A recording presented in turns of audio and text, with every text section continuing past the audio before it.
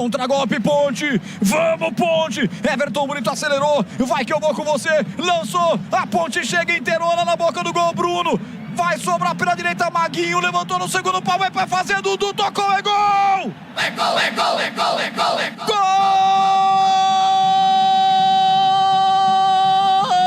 Gol!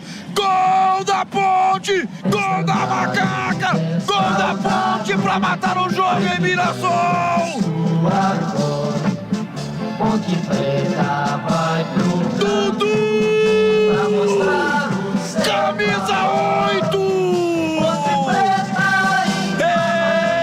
Ele não perdoa! Dudu marca pra Ponte! Fatal! Letal!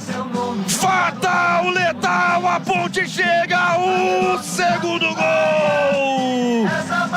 46 minutos.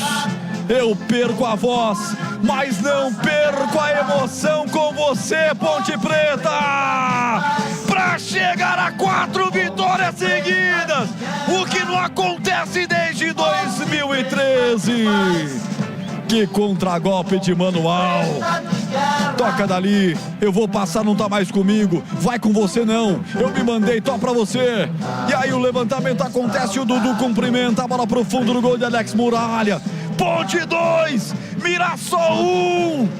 O que vale é o detalhe, conta aí, Catarino.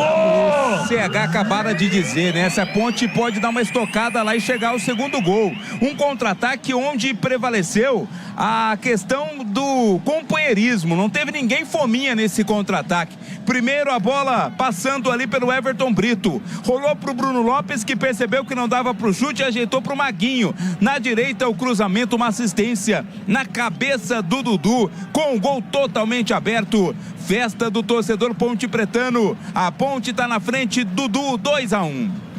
Agora é falta pros caras, tem que se segurar. A Ponte tá na frente, 2-1. Pra festa alvinegra em Campinas, Dudu foi pra rede, a Ponte é fatal, é letal. Falta pros caras, Anelzinho levanta na boca do gol.